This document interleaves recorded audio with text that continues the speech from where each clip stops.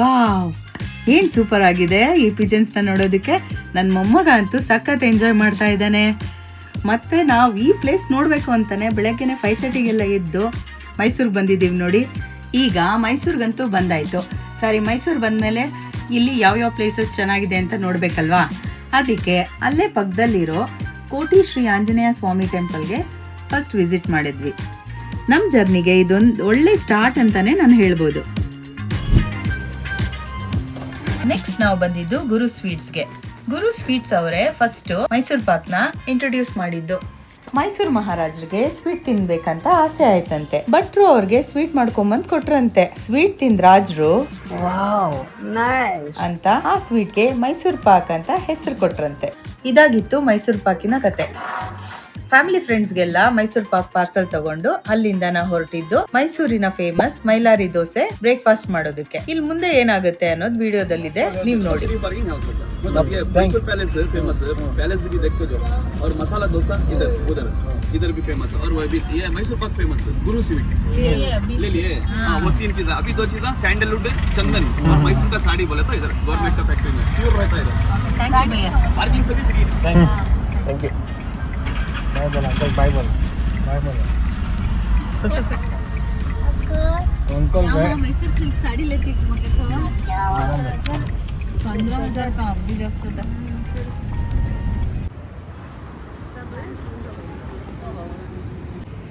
ಇಲ್ಲಿ ಮೈಲಾರಿ ದೋಸೆ ಫೇಮಸ್ ಅಂತ ಸರಿ ಅಲ್ಲಿ ನಾಷ್ಟ ಮಾಡೋಣ ಅಂತ ಅನ್ಕೊಂಡ್ವಿ.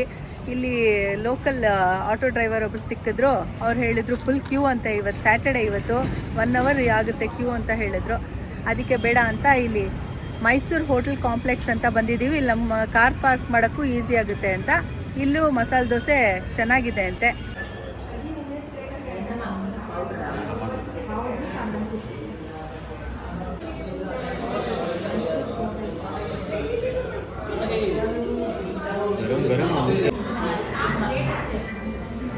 ಈಗ ನಾಷ್ಟ ಮಾಡ್ಕೊಂಡು ಬಂದ್ವಿ ಹೋಟ್ಲಲ್ಲಿ. ಇಲ್ಲಿ Mysuru complex, Mysuru hotel complex ಅಂತ.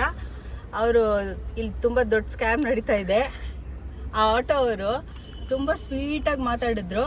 ಮೈಲಾರಿ ದೋಸೆ ಬಿಟ್ಟರೆ ನೆಕ್ಸ್ಟ್ ಇದೇ ದೋಸೆ ಅಂತ ಹೇಳಿದವರು. ಇಲ್ಲಿ ಬಂದು ತಿಂದರೆ ಅಷ್ಟೊಂದೇನು ಚೆನ್ನಾಗಿರಲಿಲ್ಲ, ಅಂದರೆ ತುಂಬ ವರ್ಸ್ಟು ಇರಲಿಲ್ಲ, ಪರವಾಗಿಲ್ಲ. ರೇಟ್ ಅಂತೂ ತುಂಬ ಜಾಸ್ತಿ, 100 ರೂಪಾಯಿ ಒಂದು ದೋಸೆಗೆ, ಮತ್ತು GST ಬೇರೆ. ನಾವು ತಿಂದಿದ್ದು 4 ದೋಸೆಗೆ 440 ರೂಪಾಯಿ ತೊಗೊಂಡ್ರು ಅವರು. ದಯವಿಟ್ಟು ಯಾರಾದರೂ ಆಟೋ ಅವ್ರು ಏನಾದರೂ ಬಂದು ನಿಮಗೆ ಮೈಸೂರು ಬಂದುಬಿಟ್ಟು ಈ ಥರ ಮಾಡಿದ್ರೆ ದಯವಿಟ್ಟು ಈ ಥರ ಎಲ್ಲ ಮೋಸ ಹೋಗಬೇಡಿ. ಎಲ್ಲಾದರೂ ಚಿಕ್ಕ ಅಂಗಡಿಯಲ್ಲೇ ಹೋಗಿ ತಿನ್ನಿ, ಅವ್ರಿಗೂ ಪ್ರಾಫಿಟ್ ಆಗುತ್ತೆ, ಮತ್ತು ಚೆನ್ನಾಗಿರೋ ಫುಡ್ ಆದರೂ ಸಿಗುತ್ತೆ ನಿಮಗೆ. ಹೈಜೀನು ಚೆನ್ನಾಗಿಲ್ಲ ಇಲ್ಲಿ. ಹೌದು. ಚಂದಕ್ಕೆ hi Bole. Hi, say hi to Amma's Nani's vlog. Nadikya, aiya. Hi. Hi. Super, super. अच्छा है. अच्छा, अच्छा.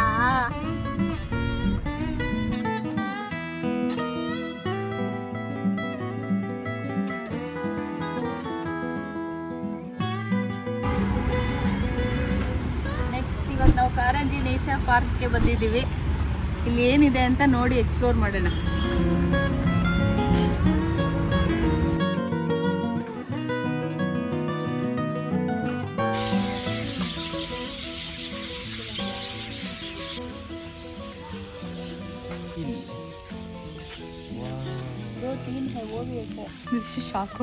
ಬರ್ಡ್ಸ್ ಹೆಸರು ಹಾಕ್ಬೇಕಾಗಿತ್ತು. ಯಾವ ಬರ್ಡ್ ಅಂತ ಗೊತ್ತಾಗ್ತಾ ಇತ್ತು, ಹೆಸರೇ ಹಾಕ್ಲಿಲ್ಲ. ತುಂಬ ಚೆನ್ನಾಗಿದೆ.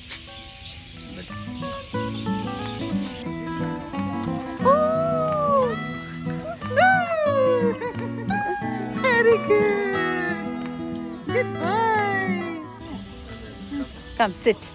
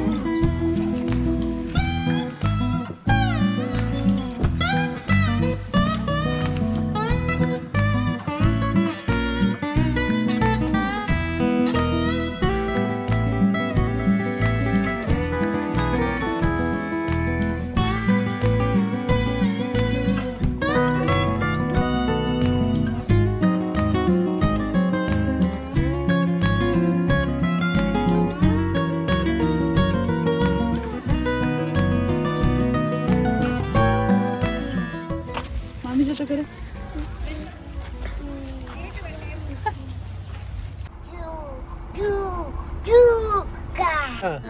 ಹೆಂಗಿತ್ತು ಚೆನ್ನಾಗಿತ್ತು. ಹೊಸದಾಗಿ ಯಾವಾಗ್ಲೂ ಮೈಸೂರಿಗೆ ಬರ್ತಾ ಇದ್ವಿ. ಇದೆಲ್ಲ ಅಂದ್ರೆ ಎಲ್ಲರಿಗೂ ಗೊತ್ತಿರುತ್ತೆ, ಆದ್ರೆ ನಮಗ್ ಗೊತ್ತಿರ್ಲಿಲ್ಲ. ನಾವು ಫಸ್ಟ್ ಟೈಮ್ ನಮಗೆ ChatGPT ತುಂಬಾ ಹೆಲ್ಪ್ ಮಾಡಿದೆ. ChatGPT ಇಂದ ನಾವು ಒಂದೊಂದಾಗಿ ಇನ್ಫಾರ್ಮೇಶನ್ ಕಲೆಕ್ಟ್ ಮಾಡ್ಕೊಂಡು ಸುತ್ತಾಡ್ತಿದೀವಿ.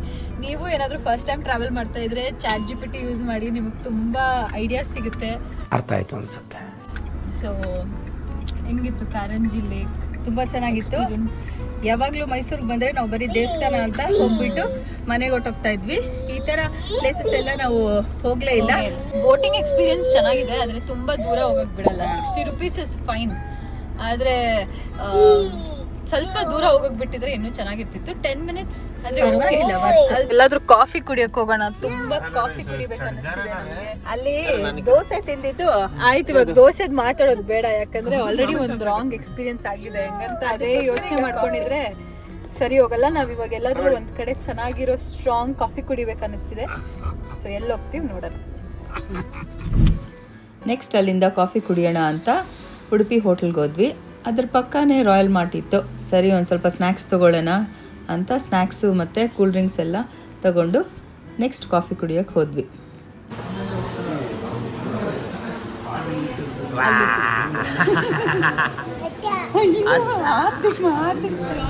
ನೆಕ್ಸ್ಟ್ ನಾವು ಬಂದಿದ್ದು ಲೋಕರಂಜನ್ ಆಕ್ವಾ ವರ್ಲ್ಡ್ಗೆ. ಇದರೊಳಗೆ ನಮ್ಗೆ ತುಂಬ ಚೆನ್ನಾಗಿರೋ ಎಕ್ಸ್ಪೀರಿಯೆನ್ಸ್ ಆಯಿತು. ಈ ವಿಡಿಯೋ ನೀವೇನಾದರೂ ಫುಲ್ ನೋಡಬೇಕು ಅಂದರೆ ಮೇಲ್ ಕೊಟ್ಟಿರೋ ಐ ಬಟನ್ನ ಕ್ಲಿಕ್ ಮಾಡಿದರೆ ನೀವು ವಿಡಿಯೋನ ನೋಡ್ಬೋದು.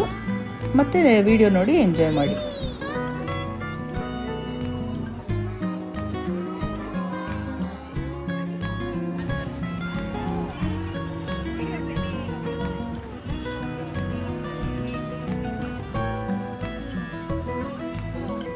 ಜಸ್ಟ್ ನಾವು ಅಕ್ವೇರಿಯಂಗೆ ಹೋಗಿ ನೋಡ್ಕೊಂಡು ಬಂದ್ವಿ. ತುಂಬ ಚೆನ್ನಾಗಿತ್ತು. ಅಡಲ್ಟ್ಸ್ಗೆ ಬಂದ್ಬಿಟ್ಟು 300 rupees, ಚಿಕ್ಕ ಮಕ್ಕಳಿಗೆಲ್ಲ 250. ಅಂದರೆ ಬರ್ತಾಗಿತ್ತು, ತುಂಬ ಚೆನ್ನಾಗಿತ್ತು. ಒಂದ್ಸಲಿ ಬಂದು ನೋಡ್ಬೋದು. ಮಕ್ಕಳಿಗೆ ಕರ್ಕೊಂಡ್ಬಂದು ಹಾಲಿಡೇಸಲ್ಲಿ ಬಂದು ತೋರಿಸಿ ತುಂಬ ಇದು ಇನ್ಫಾರ್ಮೇಷನ್ನು ಇರುತ್ತೆ. ಮಕ್ಕಳಿಗೆಲ್ಲ ಯಾವ ಥರ ಇದೆ ಫಿಶಸ್ಸು, ಎಷ್ಟು ಟೈಪ್ಸ್ ಇದೆ ಫಿಶಸ್ಸಲ್ಲಿ ಅಂತ ಗೊತ್ತಾಗುತ್ತೆ. ನಮ್ಮ ಮೊಮ್ಮಗಂತೂ ಫುಲ್ ಎಂಜಾಯ್ ಮಾಡ್ದ. ಬಾಯ್. ನೆಕ್ಸ್ಟ್ ಯಾವ ಡೆಸ್ಟಿನೇಷನ್ಗೆ ಹೋಗ್ತೀವಿ ಹೇಳ್ತೀವಿ.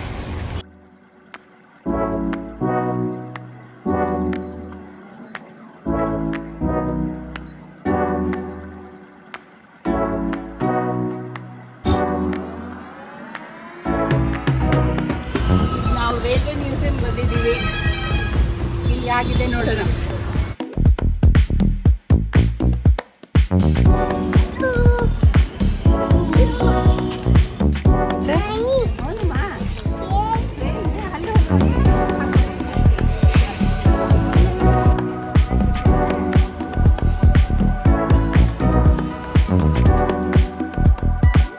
Here comes the train.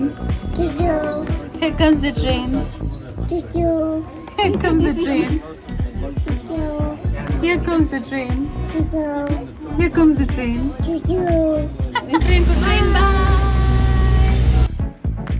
ಇಲ್ಲಂತೂ ಟಾಯ್ ಟ್ರೈನ್ ಎಕ್ಸ್ಪೀರಿಯನ್ಸ್ ತುಂಬ ಸಖತ್ತಾಗಿತ್ತು. ಟಾಪ್ ನಾಚ್ ಆಗಿತ್ತು. ನೀವು ಒಂದ್ಸಲಿ ಮೈಸೂರು ವಿಸಿಟ್ ಮಾಡಿದಾಗ ತಪ್ಪದೀರಾ ಮೈಸೂರು ರೈಲ್ವೆ ಮ್ಯೂಸಿಯಂನ ವಿಸಿಟ್ ಮಾಡಿ ಎಂಜಾಯ್ ಮಾಡ್ತೀರಾ. ಮತ್ತು ನಿಮ್ಮ ಮಕ್ಕಳು ಸಖತ್ತಾಗಿ ಎಂಜಾಯ್ ಮಾಡ್ತಾರೆ ಅಂತ ಹೇಳ್ತೀನಿ ನಾನು.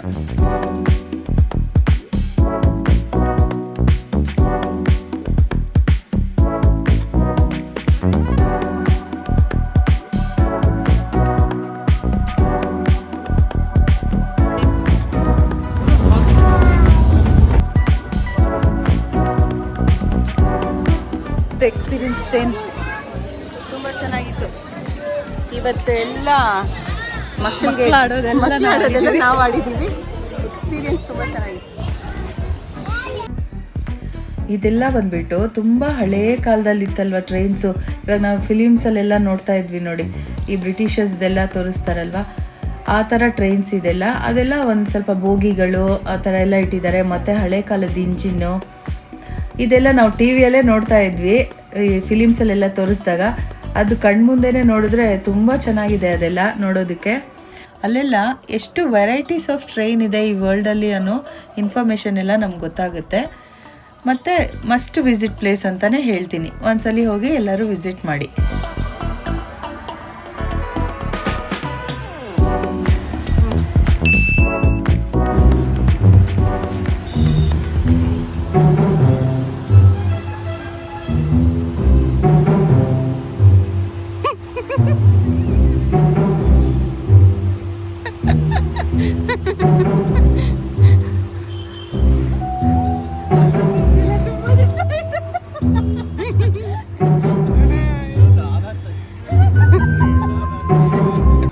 ನೆಕ್ಸ್ಟ್ ನಾವು ಬಂದಿದ್ದು, ಎಸ್ ಯು ಗೆಸ್ಡ್ ಇಟ್ ರೈಟ್, ಪಯಣ ಅನ್ನೋ ಕಾರ್ ಮ್ಯೂಸಿಯಂಗೆ. ಇಲ್ಲಿ ಒಳಗಡೆ ಬಂದ್ಬಿಟ್ಟು ನಾವೇನು ಬರೀ ಕಾರೇ ಅಲ್ವಾ ನೋಡೋಕೆ ಹೋಗ್ತಿರೋದು ಅಂದ್ಕೊಂಡಿದ್ವಿ. ನೋಡಿದ್ರೆ ಹಳೆ ಕಾಲದ್ದು ವುಡನ್ ವೀಲ್ಸ್, ಸ್ಟೋನ್ ವೀಲ್ಸಿಂದ ಸ್ಟಾರ್ಟ್ ಆಗಿದ್ದು.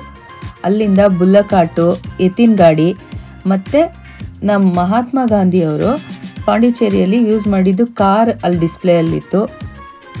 ಇದು ಮೈಸೂರು ಮಹಾರಾಜರು ಯೂಸ್ ಮಾಡ್ತಿದ್ದಿದ್ದು ಕಾರ್ ಅಂತೆ, ಅಲ್ಲಿ ಡಿಸ್ಪ್ಲೇಗೆ ಇಟ್ಟಿದ್ರು ಅದನ್ನು. ಮತ್ತು ಹಾಗೆ ಮುಂದೆ ಹೋಗ್ತಾ ಇದ್ರೆ ಡಿಫ್ರೆಂಟ್ ಟೈಪ್ಸ್ ಆಫ್ ಬೈಕ್ಸು, ಮತ್ತು ಅದ್ರ ಕಲರ್ಸ್ ಎಲ್ಲ ಎಷ್ಟು ಚೆನ್ನಾಗಿದೆ ಗೊತ್ತಾ. ಈಗೆಲ್ಲ ಆ ಥರ ಕಲರ್ಸೇ ನೋಡೋಕ್ಕೆ ಸಿಗ್ತಾ ಇಲ್ಲ. ಮತ್ತು ಡಿಫ್ರೆಂಟ್ ಟೈಪ್ಸ್ ಆಫ್ ಕಾರ್ಸು, ಆ ಕಲರ್ಸ್ ಅಂತೂ ಸಖತ್ತಾಗಿದೆ. ಹಾಗೆ ಅಟ್ರ್ಯಾಕ್ಟ್ ಮಾಡುತ್ತೆ ನಮಗೆ ಆ ಕಲರ್ಸು. ಮತ್ತು ಆ ಕಾರು ಯಾವ ಇಸ್ವಿದು ಏನು, ಮತ್ತು ಆ ಕಾರ್ ಹೆಸರು ಅದೆಲ್ಲ ಅಲ್ಲಿ ಡಿಸ್ಪ್ಲೇಯಲ್ಲಿರುತ್ತೆ. ಅದೇ ಥರ ನನ್ನ ಕಣ್ಣಿಗೆ ನಮ್ಮಪ್ಪ ಯೂಸ್ ಮಾಡ್ತಾ ಇದ್ದಿದ್ದು ಕಾರು ನನ್ನ ಕಣ್ಣಿಗೆ ಕಾಣಿಸ್ತು. ಅದು ಯಾವುದಂದ್ರೆ ಹಿಂಪಾಲ ಬಂದ್ಬಿಟ್ಟು ನಮ್ಮ ಡ್ಯಾಡಿ ಫಸ್ಟ್ ಕಾರು. ಅದು ನೋಡಿದ ತಕ್ಷಣ ನನ್ನ ಸಖತ್ ಖುಷಿ ಆಗಿಬಿಟ್ಟು ನನ್ನ ಮಕ್ಕಳಿಗೆಲ್ಲ ಕರ್ದು ಆ ಕಾರ್ ತೋರಿಸ್ದೆ. ಇದೇ ಥರ ನನ್ನ ನೆನಪನ್ನ ಅಲ್ಲಿ ನನ್ನ ಮಕ್ಳ ಹತ್ರ ಶೇರ್ ಮಾಡಿಕೊಂಡೆ.